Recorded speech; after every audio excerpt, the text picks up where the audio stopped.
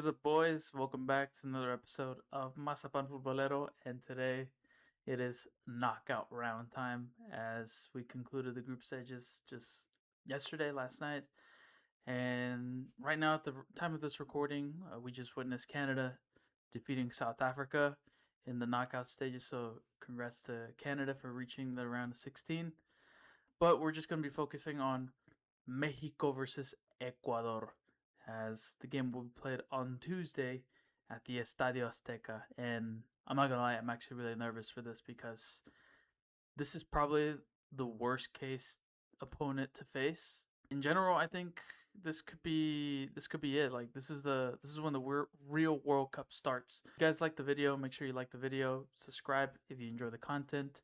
Make sure you hit the bell notification icon so you won't miss a thing. And as we dive into this game, pretty much. So our opponent, Ecuador, they're known to be the best defense in the entire world, as they were the best team in defense in South American qualifiers. They managed to beat Argentina, like in their last qualifier. They managed to get some good results, tie Brazil, maybe lost to Brazil like 1-0 only. But their results were really scrappy throughout qualifying and in this World Cup too. I think Ecuador they're just that one team that is really annoying to beat and really annoying to break them down because they're just too inconsistent. They're so unpredictable because you don't know what they're going to do. You don't know what version of Ecuador you're going to get because in this World Cup they were just seconds away from getting a draw against Ivory Coast. They should have won that game. But they just missed a bunch of sitters that hit the post or the crossbar, and they got punished right at the death and losing 1-0 to the Ivory Coast. They had 16, maybe almost 20 shots against Curacao, and they couldn't break them down. They couldn't score at least one goal. And so they come into this game against Germany in a do or die situation, and they somehow beat Germany. And that's what scares me the most because they beat a giant, a World Cup champion such as Germany, and I really don't know what kind of version of Ecuador Mexico is gonna get. Just to throw a stat between Mexico and Ecuador, the past couple of games that we played, it's been nothing but draws. The last 3 games, to be specific, 3 draws, 2 goalless draws, and a 1-1 draw last year in the friendly. And another stat that Ecuador is unbeaten actually in Mexico in the 21st century. Like 2 friendlies that were played in Mexico, 2-1 win for Ecuador in 2010, I believe. And last year, as I mentioned, in 2025, in a 1-1 draw, both of them in Guadalajara. Ecuador, obviously, they got some star players like Piero Hincapié, who I think just earned his permanent move to Arsenal. Pacho, obviously, back-to-back champion with PSG. Moises Caicedo, obviously, big player for Chelsea. And they're still relying on a 70, 80-year-old Ener Valencia, who is known in Mexico, obviously playing for Pachuca and used to play for Tigres at one point during the Tigre golden age.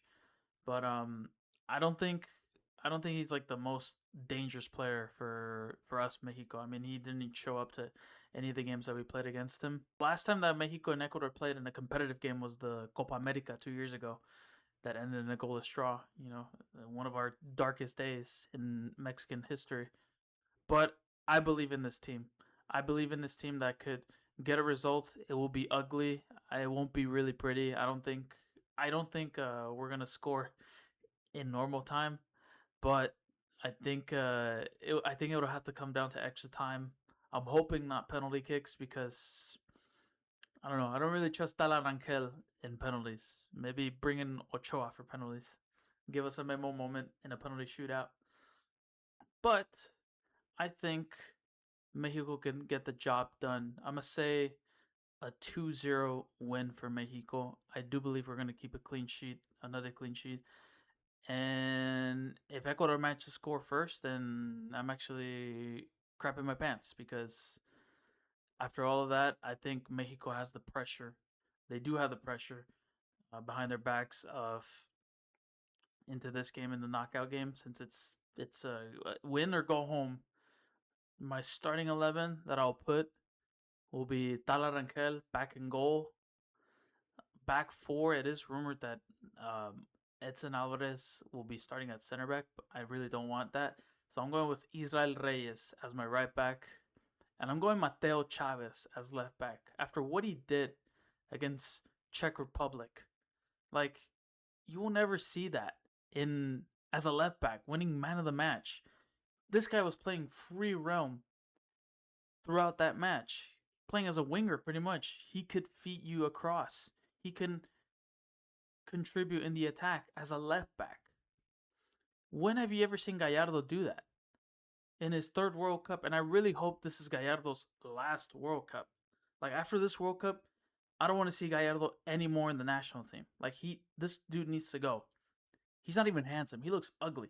Center back duos, I'm going to go, obviously, with Cesar Montes and Johan Vasquez. Again, don't know really why. The rumor saying that Edson starting over Cesar Montes. Yes, Edson did have a decent performance against South Korea as a center back, but we cannot get it into our minds, cannot get carried away that Edson Alvarez is not a center back. He is a mistake waiting to happen, and this is the opponent that we don't want him to be as a center back. And keep in mind, he has a yellow card.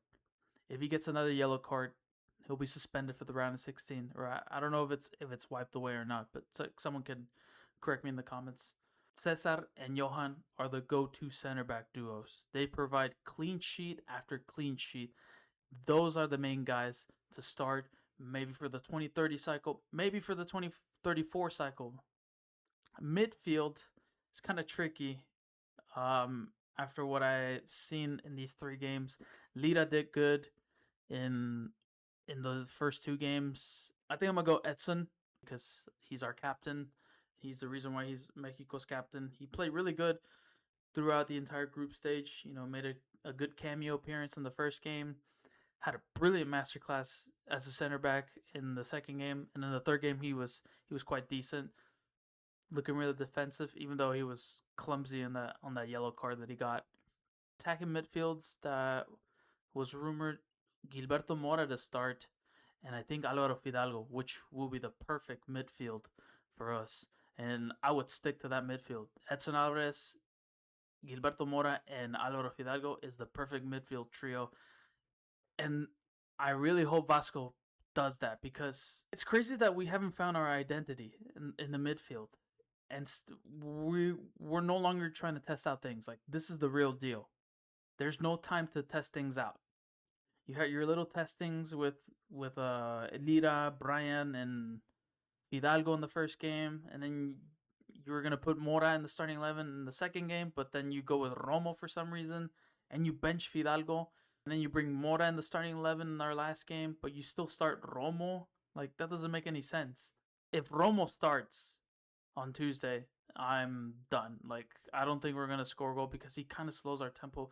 Yes, he got the assist to Mateo Chavez's goal in the Czechia game, but again, he was too slow. Like, he was really lucky. He was really lucky that he gave the pass last minute. Up front, I'm going to go Raul Jimenez up front, Quiñones on the left, and Piojo Alvarado on the right. So no changes needed in the attacking side of the field. But I think that's going to be it for the video. I really hope you guys enjoyed the video. Remember, leave a like if you like the video. Subscribe if you enjoy the content. Hit the bell notification icon so you won't miss a thing. And don't forget that I'll be going live on Tuesday for that game, Mexico versus Ecuador. And I'll try to go live on the USA Bosnia game as well. I don't know what day that is. But yeah, just make sure you subscribe to the channel and hit the notification bell icon. Also, don't forget to check out my social medias. The links will be in the description down below. And yeah, I'll see you guys in the next episode. Stay cool, be cool. Peace.